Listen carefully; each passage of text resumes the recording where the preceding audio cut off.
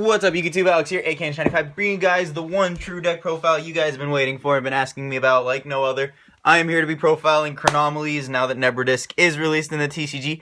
I don't have to use these OCG ones anymore. So, without any further ado, I'm going to hop straight into the profile. I did a profile on this deck, I don't know, months and months ago, but now I can finally do it now that we have Nebradisc in the TCG. I will not be going over the combos in this deck just because the video would just be too longer than it would normally be.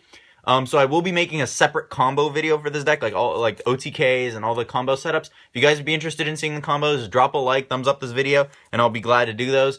But yeah, I'm not going to explain card effects either, so I'm going to assume most of you guys know what this stuff does. If you have any questions, drop a comment down below, or go check out my previous profile. I explain most of the effects in there, and actually some of the combos. So, without any further ado, we run 3 Nebradisc. Finally, the Heart and the Soul deck is here. He is the Stratos. He gets all your stuff going. 3 Bones. 3 Crystal Skull. He's basically a Unicorn. He's just really, really good. Golden Jet, probably the second most important guy out of all of them. And then the one difference between most setups, like this is pretty standard for most Chronomaly deck lists thus far. I was running 2 for a while, I cut it to 1. I actually run 1 Golden Knot, or Chronomaly Gordian Knot, I can't really say his name. I actually really, really like him. Compared to the, all the ones, I actually like the fact that he's basically like a Bogart Knight. When you normal summon him, you can special summon another Chronomaly monster, and they both become the same level. So he actually becomes the he becomes the current level of that special summon monster. So let's say I have a Golden Jet in my hand, I can normal summon him, use his effect, special summon Golden Jet in whatever position, use Golden Jet and get more combos off. So he is a little bit better in some sense than the Nebradisc play because he actually lets you get off other level 4s without worrying about the Nebradisc special summon restriction. So I like being able to use Golden Knot and not having to worry about what effects I'm going to be using that turn, because the Nebradisc restriction, if you're using the graveyard effect, can hinder some of your plays that turn. So yeah, that's why I really like Gordian Knot, and you can actually search him. So he's not the best, but he's definitely one of the most versatile. So I really like him, especially mid to late game. I actually run 6 hand traps in this deck. I actually run 2 Honest. Yeah, poor man Honest over here. I'd rather just use commons. If I can't get secrets, I'll just use commons. I don't really give a shit about rarities and stuff anymore. But 2 Honest helps you get over stuff really, really good. I mean, all your stuff's light, and a lot of your exceeds are light. So Honest just helps you get over a lot of monsters, and he's really versatile in the deck. We run 2 Maxis and 2 Veilers, just hand trap protection. Pretty standard there. And then that's it for the monsters. For the spells, I run 3 Upstarts and 3 Dualities for consistency reasons. I think this is just a must. There's no reason not to run this. I mean, you're running it's a fun deck, but obviously to optimize its playability in the competitive meta, I'd obviously want to be have an optimal deck. So obviously you want to see Nebradisc as fast as possible, and see hand traps and your real traps. So yeah, that's why we run those. For the rest of the spells, we run double Dark Hole, and 1 Raigeki, just clear stuff. 1 Book of Moon, just versatile spell, why not? And then I actually don't have the next card, which is kind of sad. It's a common. It's called Pyramid Eye Tablet, or Crystal Chronomaly Pyramid Eye Tablet, something like that. It's basically a common, and what it does is it boosts all your Chronomaly monsters by 800 attack, which means it's searchable by Nebradisc. So you can just summon Nebradisc, search Tablet, and then play it, and then you can run over like a Clazal's or a Djinlock play. So it's an out to Djinlock, and it makes all your Chronomalys a lot bigger than they normally would be. I couldn't happen to find one. I'm really, really sorry about that. But yeah, we do run this. It's not the greatest card just because you side it out a lot, but you do need it nonetheless. It just makes your monsters bigger, and it makes your grind outs a little bit better. So we do run 1 Eye Tablet, and then we also run 1 Chronomaly City Babylon.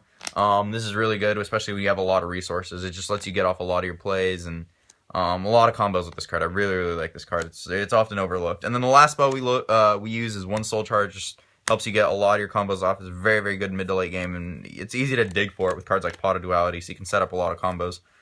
For the trap lineup, it's still in the works, but for the most part, I think it's pretty solid. We run 2 Mind Crush, 2 Mirror Force for protection.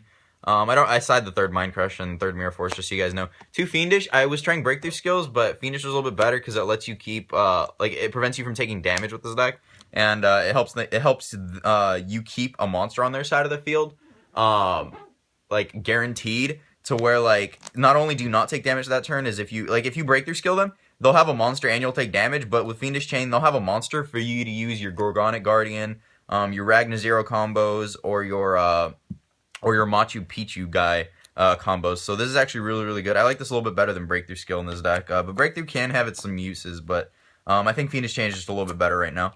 One Soul Morning, I really like it. I mean, it's a rogue deck, so you obviously have to run it. And lastly, one Vanity's Emptiness for obvious reasons. It's a 40 card main deck.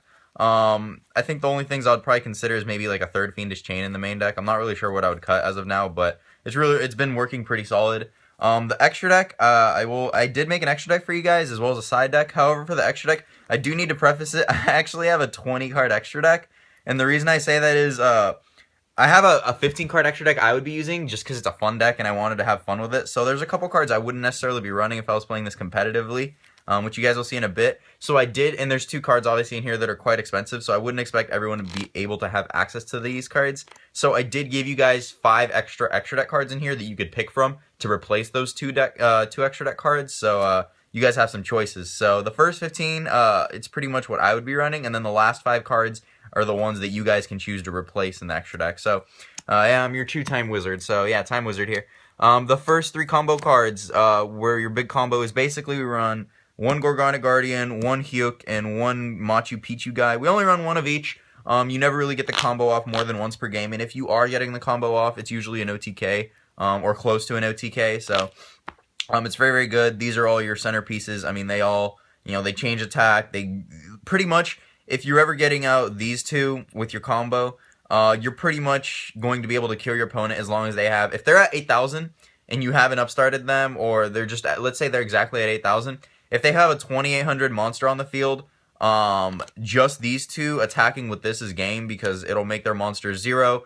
And if it's 28, this will gain the difference. This will gain the 28. So it'll be 52 and 2,800, and then you'll have the other 2,000. So there's very, very cool OTKs, a lot of cool combos in this deck. So, but these are the main 3 monsters you'll be bringing out: Hyuk, Gorgonic Guardian, and Machu Picchu.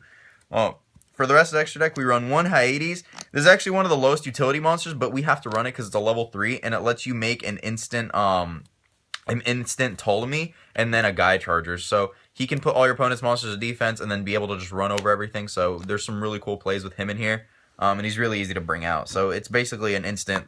Think of it like a level 3 0 gravity plus Gaia Charger play. It's really, really good.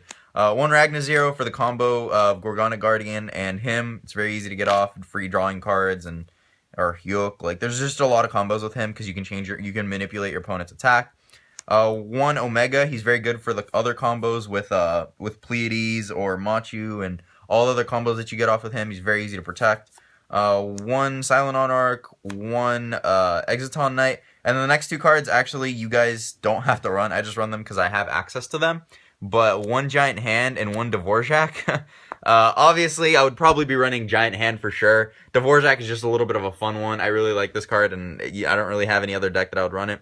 I chose not to run the artifact version in this deck simply because I don't think the artifacts are as strong as they were before. The only ones that are really kind of strong are what's it called? The one that they use, the Banish one that protects against Trishula. But I don't really think any of the other ones are really that strong. Like Moraltech being at 1, Sanctum at 3. You're forced to run like Beagle Tech and Scythe, and I just don't like any of those. But you're still able to make this quite frequently. And at the very least, it's a big beater. So if you guys obviously don't have these 2 cards or you don't have access to them, I'll show you guys 5 cards at the end of the extra deck that you guys can replace these with. Just so you guys don't feel a little bit left out. So yeah, these are really fun. I really like Dvorak. It's just really funny to make him. He's definitely one of my favorites.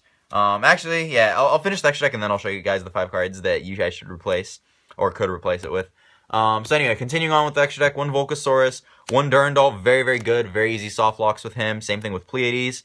And then to round off your high rank guys, we run 1 Ptolemy, very easy to get off. You can also recycle cards like not Dweller, cards like Effect Veiler, Honest, bouncing stuff in their grave to your, from your grave. Just very, very good. Very easy plays with him. And then lastly, to round him off, we run 1 Guy Charger. Like, once he uses effect, you can just make Guy Charger. Or if you're doing your Hyades play, you could do him, use his effect, put everything in defense, make the Ptolemy, and then make Guy Charger, and then Pierce. I've had a couple times where I've had game like that very, very easily. If you're not doing your Neberdisc combo, you can actually kill people like that. So there's some really, really filthy OTKs in this deck, and it's very, very fun. But going on with the 5 cards, so this is the 15 cards I'd probably be running. But if you don't have access to Giant Hand and Dvorak, Realistically, at a competitive event, I probably would not be running Dvorak. I'd probably be running Abyss Dweller over it, just because, I mean, the extra deck is very, very tight in this deck. But if you are running 5 cards and want options instead of those 2 cards, I would probably be running Effect Dweller and Rhapsody, just because they're easy to make in this deck. And it's good against the top decks right now. Obviously against, against Dolls, against BA, it can be alright against Necros, and then this is just good against Necros. But then you can also run Castell, Cowboy for more OTKs, and Dagusto Emerald for the late game. So the extra deck is very, very tight. But if you don't have access to Giant Hand and Dvorak, you'd probably be wanting to run these 2. Or probably like Dweller and Cowboy, or some combination of these 3. These if you really can find the room. But yeah, those are the 5 other extra deck cards. And then the side deck. The side deck is also kind of up to you, but this is just what I've been using for my meta, for competitive meta, like against Necros and, all those other top decks. A 3rd Dweller and a 3rd Max C, just more hand trap hate. Pretty obvious. 3 MSTs, because we don't main them, and 3 Decrees, just for tellers. I find myself taking out a lot of traps. Like, your goal is to pretty much set up Decree plus like a big beat stick and then just kill them.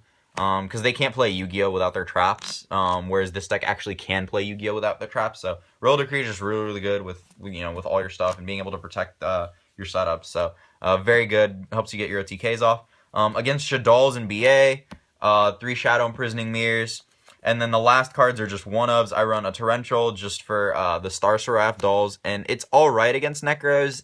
Usually if they're making you go first, but if you usually choose to go second, obviously. So you would run that. A 3rd Mirror Force, a 3rd Mind Crush, again, just for Cliff Wards, for the Star Seraph Doll thing, for Necros, pretty much for anything that just overextends all the time since you're playing a rogue deck. And the last card for time is Ring of Destruction. I actually considered maining this, but it wasn't as versatile because you can't activate it on your turn. So it's only really good game 2 and 3, especially if you're going into time. Because you can burn your opponent a lot and deal a lot of free damage with like the Machu Picchu guys. So like you could ring them during their turn, or you could crash. You can deal them damage during their turn and then just ring something away for the following turn. So yeah, ring is all right. It's not the best card. You'd think it's better, but it's very bipolar. Like, it's not the best card in the deck. So that is the deck. Let me know what you guys think of it. I'll flash through the deck one last time. I did put a lot of effort in this deck. I'll probably be showing you guys a combo version, or not a combo version, a combo video of all the combos in this deck. So just keep that in mind if you guys are interested in seeing that. Let me know. I'll definitely be trying to do that. Check out my other videos. Subscribe if you already haven't. Check out my Facebook, Twitter, Instagram, Facebook fan page, all that stuff down in the description of this video. I'll catch you guys next time, and other things, just let me know what videos you guys would like to see. I really like this deck. It's very, very fun. It's a rogue deck, so I don't expect like anyone to be taking this to a major event and be doing extremely well, but you never know. You might squeeze out some wins. That's pretty much it, you guys. Check out my other videos. Subscribe if you already haven't, like I said. I'll catch you guys next time. Peace out, and remember, duelists, limits, like fears, are often just an illusion. One last quick side note before I go, guys. Thank you for putting this video up to whoever puts this video up on their channel. I'm trying to collaborate with a lot of users to get some more exposure for my channel. So if you guys are interested in seeing some competitive content, deck profiles, both competitive and non-competitive or semi-competitive profiles, anything from budget to meta-analysis, event coverage, tech picks, analysis, anything that's competitive or diverse, I try to have that on my channel. The only thing I really don't have on my channel is pack openings or box openings. I'm not really too into that kind of stuff. So if you guys are interested in that, come over, check out my channel. There's bound to be something that you might enjoy. If not, at least check it out. If you don't subscribe, it's cool. But yeah, thank you for checking out this video. Like this video, and I'll catch you guys next time. Intch95 out, your one true time wizard.